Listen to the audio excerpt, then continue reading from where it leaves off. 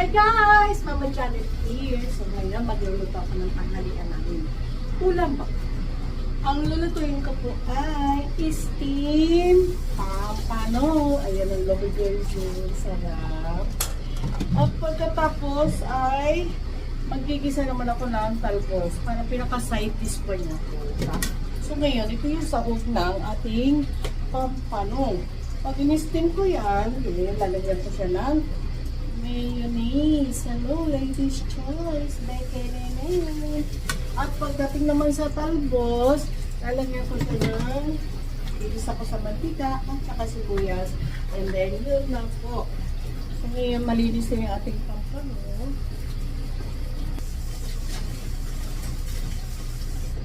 Ayan. At naka-ready na yung aking steamer. Pakita ko sa inyo guys. Ayan. So, antayin ko na lang yan kumulo yung tubig at ipapatong ko na sa steamer. Para naman hindi masira ba yung fish, ipapras ko siya guys. Nilagyan ko na siya ng mantika. Ayan po. Antayin ko lang kumulo yung water ko dito sa kaldero para may patong ko yung steamer. So yan na, kumukulo na po yung tubig dito sa steamer. Okay, lalagay ko na yung niluto ko. Ayan, slice ko muna. Ayan, pababayaan ko muna yung maluto.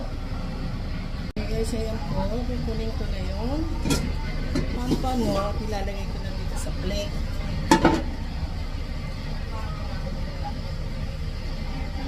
Ito na. Natin kung wala na siyang ito na yung pampano.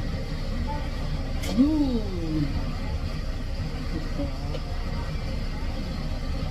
Ngayon, lalipat ko na dito sa plate. Ay, sila na siya. Ayan yan. Good.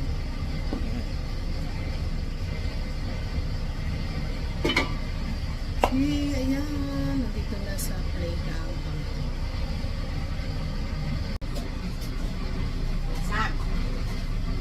Okay, mainit na yung kawali. Itatambog ko naman yung talbos. Ayan na. Ayan. Hindi ko lang ang kumpi. Ayan. Tatakpan. Ayan po ang kanyang secret. Bakit siya green?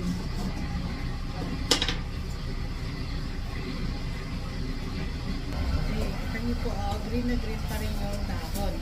Pag ginisa mo siya agaw, mo na lang ito nagiging parang dark yung color na, pa-brown. Ayun. Basta hindi siya fresh. Hindi siya fresh tignan. So ngayon, lipat na dito. Ayan. So gigisa ko naman yung lalagyan ko na konti. May ito yung kawali. Sorry. Lalagyan ko na konti na.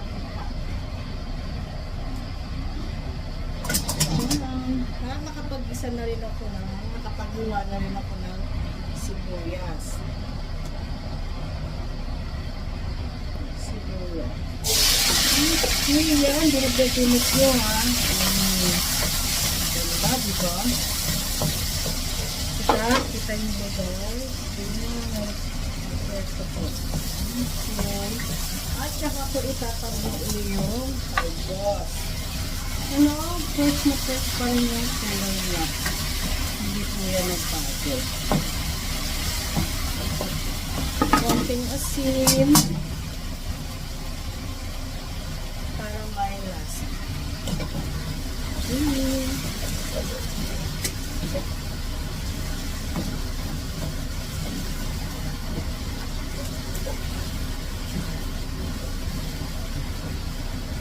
Ilalagay ko na dito sa gilid lang.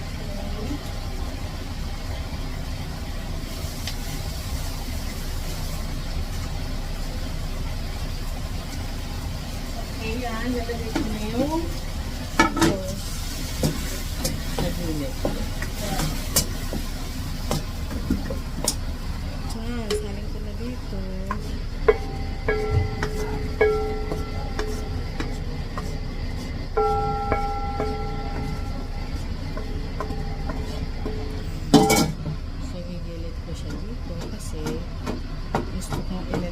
ko yung mayonnaise ay yung fish. Yan, ganito. Kaya dito naman. Yan, pinit ko yung ating ginisang talbos. Sayang yung sibuyas.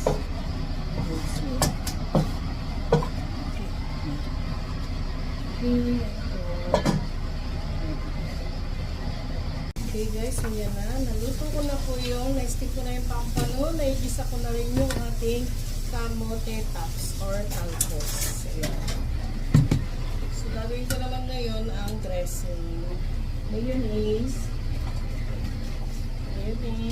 Tapos, slice ako ng sibuyas. Medyo maliliit lang siya. Ayan. Ang lalagyan ko naman yung mayonnaise.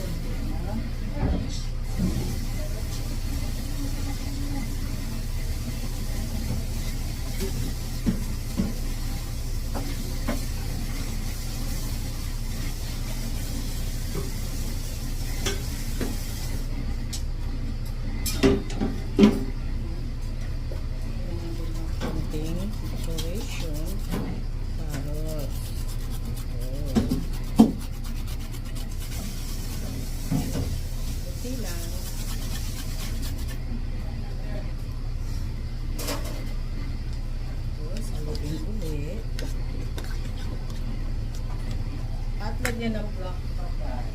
Yung black pepper. Kunti lang.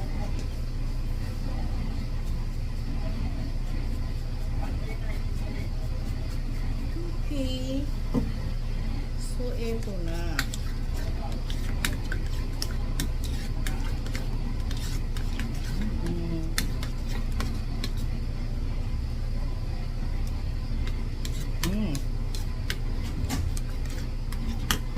Ilalagay ko dito sa ibabaw ng pampano fish. Kaya design. Parang masarap sila kumain. Kami pala kasi tanghalian namin ito.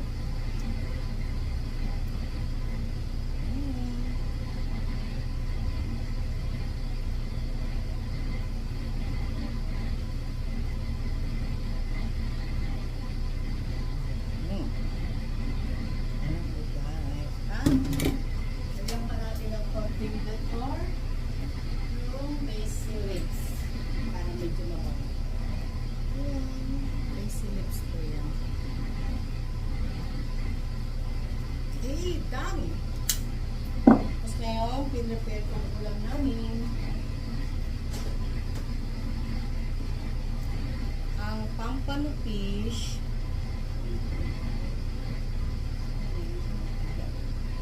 pampano fish at ginisang talbos or kamote tops. Ayan. Ayan po siya po. Ito siya. Ayan. Pampano fish and ginisang kamote tops. Hey guys!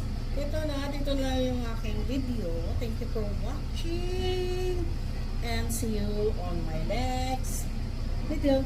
Bye! Love you guys!